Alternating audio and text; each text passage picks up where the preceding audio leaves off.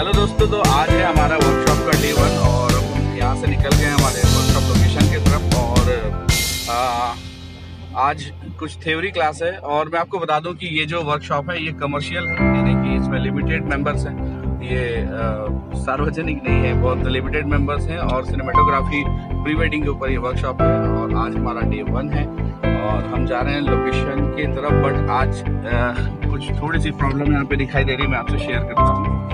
तो दोस्तों, जैसा कि आप कैमरे पे देख पा रहे हैं कि आज यहाँ पे पानी गिर रहा है और थोड़ा सा रेनी डे होने के कारण हम थोड़ा डीले चल रहे हैं।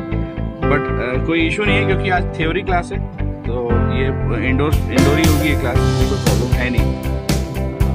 विल होप कि कल ऐसा ना हो, कल ये पानी ना गिरे तो ज़्यादा बेटर है हमारे लिए।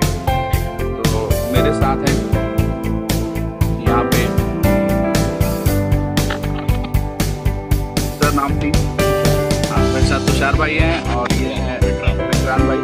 तो ये हमारे ऑर्गेनाइजर हैं तुषार भाई, सब कुछ इनका ही किया हुआ है, सारा सेटअप इन्हीं के किया हुआ है। और अब हम जा रहे हैं लोकेशन की तरफ। आगे की अपडेट मैं आपको देता हूँ थोड़े देर।